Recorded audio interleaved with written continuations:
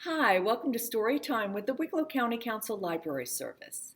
My name is Loretta from the Wicklow branch, and today I'm going to be reading a really cute book called The Ups and Downs of the Castle Mice by Michael Bond, who also writes the Paddington Bear books, and it's illustrated by Emily Sutton. It's about a family of mice who live in a castle who are trying really hard not to be discovered. Let's see if they're successful. I hope you enjoyed the book. The Ups and Downs of the Castle Mice by Michael Bond, illustrated by Emily Sutton.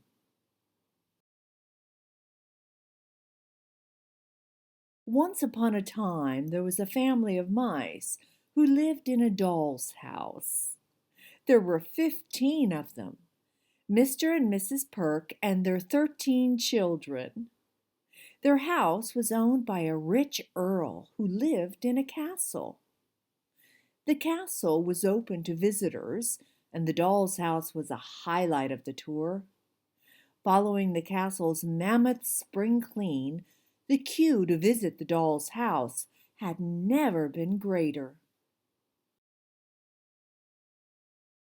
But then, as the summer came to an end and the days became shorter, so did the queues. It was the mice who first noticed the change.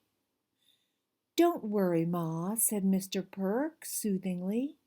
"They'll come back as soon as the weather gets warm again. I was in the big house this morning, and I heard that the Earl and Countess are about to take a 3-month holiday to India." 3 months, echoed his wife. "Who are they leaving in charge?" "Lucy Price," said her husband, "the new chief clerk." "Mercy me!" exclaimed Mrs. Perk. "I wouldn't trust her with our youngest child's last lump of Gorgonzola cheese, let alone all the money flowing in here." "But there won't be any money flowing in, Ma," Mr. Perk reminded her. "The castle is always closed to visitors when they go away." "That's what bothers me, Dad," said Mrs. Perk. "She'll find a way. You mark my words." Mrs. Perk had good reason to be concerned. During her regular visits to the castle's kitchens to stock up her own larder, she had to pass through the office occupied by the castle's new chief clerk. On more than one occasion, she had overheard Miss Price on the telephone late at night, and now she knew that the Earl and Countess were leaving her in charge. The conversations all began to make sense. "I don't know exactly what she has planned, Dad," confided Mrs. Perk to her husband, "but I heard her saying she would make sure those pesky mice pay for themselves." "That Price woman didn't waste much time," declared Mr. Perk as the family watched the comings and goings the following week. No sooner had the Earl and Countess driven out through the gates on their way to India than a flurry of activity began inside the castle. First, the dust sheets, which had been carefully draped over all the furniture, were removed. Next, Miss Price began to stick up some large posters on the walls. The eldest of the Perk children, who was proud of the fact that she could read, told the others what the posters said. "There's going to be a photographic competition," she explained. "Visitors can enter by taking pictures of the doll's house.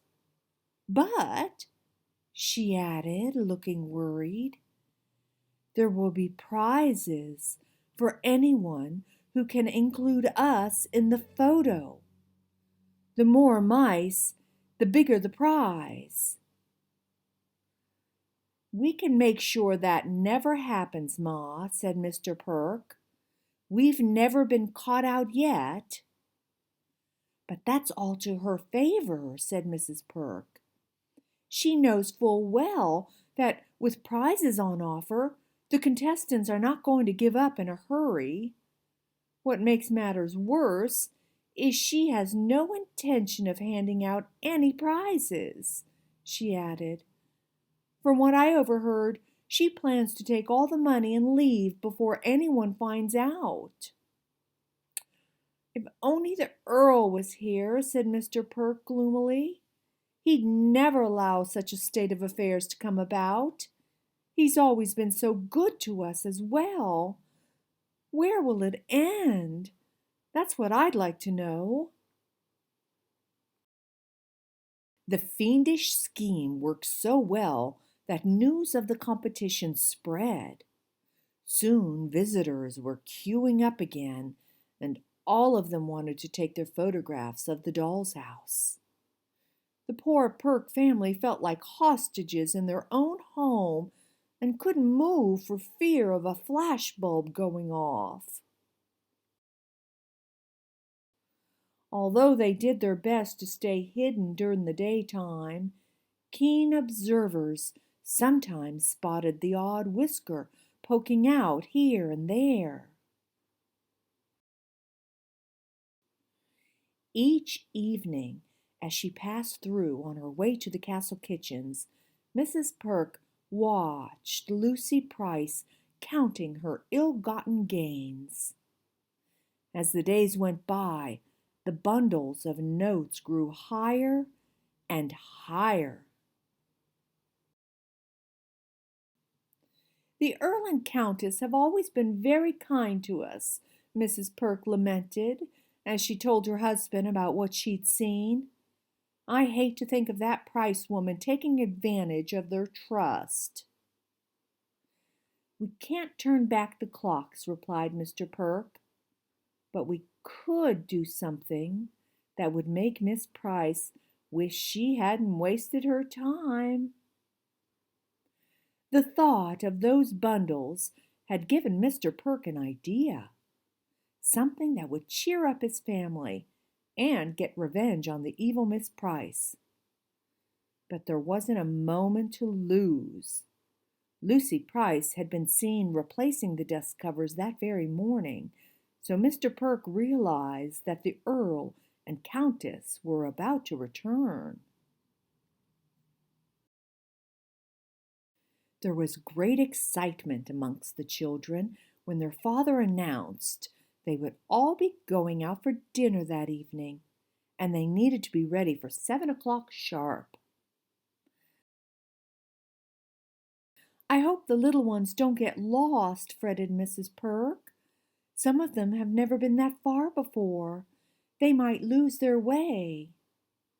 "There is a first time for everything," said Mr. Perk. "We mice have ways and means." There was a festive air about the proceedings as they finally set off. Everyone was dressed for the occasion, and Mr. Perk led the way, with each member of the family holding on to the tail of the mouse in front. Mrs. Perk brought up the rear to make sure nobody was left behind.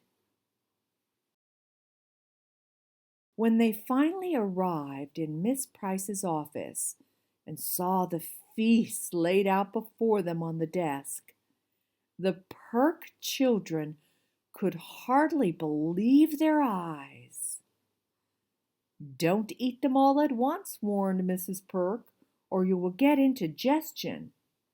"And make sure you finish the 10-pound notes first," added her husband, "or you won't be allowed any 20s for afters."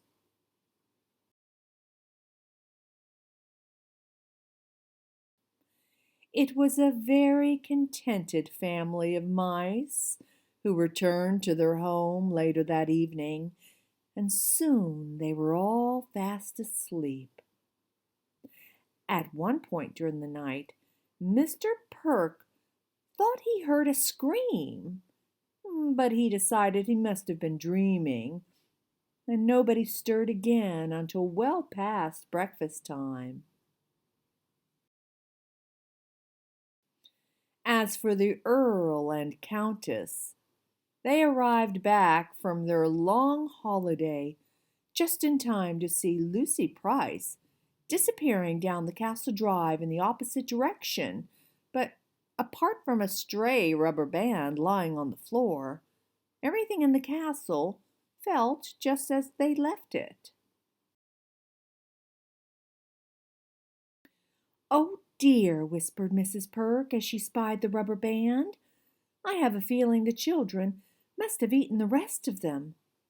It's no wonder our Wilfred was so sick," she continued.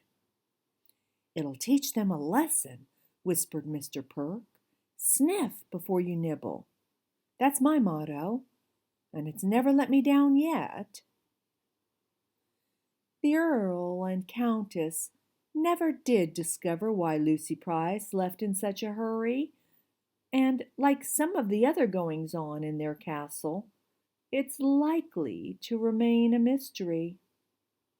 The Perks are the only ones who know the whole story from start to finish, so if you ever visit the castle and its famous doll's house, please don't spoil it for them. Always remember, mum's the word. The end.